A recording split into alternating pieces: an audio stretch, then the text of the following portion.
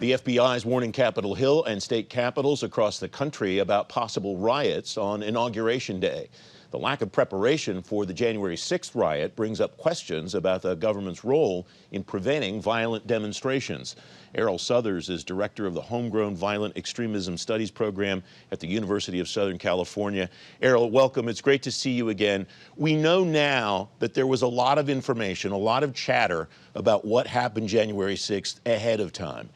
What is this a communications problem? Is this an intelligence problem? Or where exactly is the problem here about information getting from one law enforcement organization to another, Erroll? Well, good morning, Francis. Thank you for having me. One of the problems is the fact that a apparatus that's usually in place at the Department of Homeland Security was gutted over the last several months leading up to January 6th. So the Intelligence and Analysis Unit normally collects, analyzes, and disseminates information to local law enforcement partners. That unit was dismantled, the head of that unit was transferred, and so now you have that hub and the wheel of information that would have gone out to local law enforcement that didn't. In addition to that, you had people collecting information in the open source but not sharing with each other. And as we heard a couple of days ago, the FBI reported to the local agencies about a day or two before that a, quote, war was coming. And those, if you will, those warnings were ignored. Is there something that the Biden administration should do beyond rebuilding that office at DHS? Or if that office is rebuilt, will that solve the problem that exists now? I think they're going to have to, as you just mentioned, rebuild that office. I think that's essential. I think that obviously we have some internal problems in those agencies that responded that day, from the Capitol Police to some others with regards to members of their organizations who are problematic and, if you will, adherents to the people that attacked the Capitol that day. And as you know, we have the confirmation process of the Director of National Intelligence with Erroll Southers today, and I would imagine that how her role and DNI and how that's going to play into the local and state realm now is going to be discussed during her confirmation hearing. One of the things that you said a moment ago is rather troubling to me, because you talked about the silos in which these pieces of information existed. It's exactly the same thing that happened after 9/11. The 9/11 Commission took a number of years, looked at these issues, and here we are almost 20 years after 9/11. Sounds like we're talking about the same issues. Is that a fair read on my part, Erroll?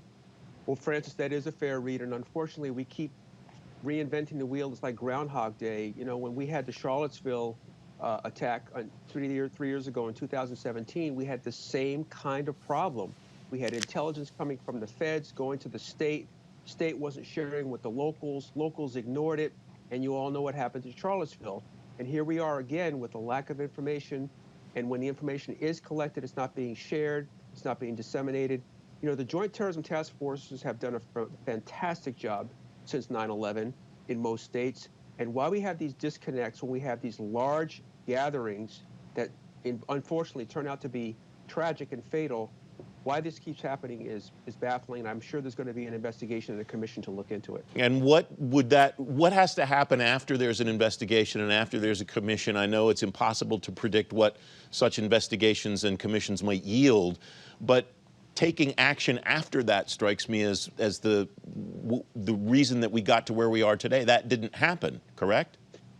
Correct, but I'm cautiously optimistic. I mean, let's face it, America's Homeland Security infrastructure changed dramatically after the 9/11 Commission report. In fact, the 9/11 Commission report, if I may say so, is the Bible for the class that I teach on Homeland Security and Public Policy at USC. So I think that's incredible. I think that's important. I think that having knowledge of exactly what happened so it doesn't happen again. You know, security is a very fluid and dynamic process. We don't go through a process, come up with solutions, put it in a manual, and put it on the shelf. That's how we get in trouble. So it's dynamic. I'm not suggesting that this shouldn't have happened, but we need to find out exactly what did happen so we can mitigate those problems in the future. So hosts like me tend to ask experts like you all the time, Erroll, what's wrong and how do we fix it? What's good? What's working in the area of exchanging information among these various levels and various stakeholders who have it? Well, let's not forget, Francis, we've thwarted a number of plots over the last several years, all the way back to 9/11, from foreign partners, from domestic partners. Domestically speaking, we had the plot to kidnap Governor Whitmer. in Michigan, as well as a plot to kidnap the governor of Virginia.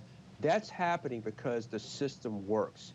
Information is being collected, it's being analyzed, it's being disseminated. The Joint Terrorism Task Forces are working. But I do want to say this. A vast majority of the information that those agencies obtain come from citizens reporting things that don't look right. So I always advise people, with all due respect, see something, say something. If it doesn't look right, let the appropriate authorities know. We have about a minute left, Erroll. What will you watch as the Biden administration comes in, tries to rebuild some of these infrastructure pieces that have deteriorated? I'm going to look forward to a return to these agencies having a sense of normalcy. I think one of the things that's been quite disturbing over the years are the guardrails that have been dismantled as it relates to those agencies. The things, I think that they'll have a more transparent process of reporting to the public of what they're doing. And I'm looking forward to more information being shared, if you will, with the American public about how we're keeping ourselves safe and secure, what we're going to do going forward. And I'm looking forward to young Americans being interested in serving their country. I'm where I am today because I serve publicly, and I'm always honored by it. I'm looking forward to people being interested in serving their country and serving their government and helping to keep us safe and secure. Erroll Southers, thanks very much. It's great to have you back on the program. Thank you, sir.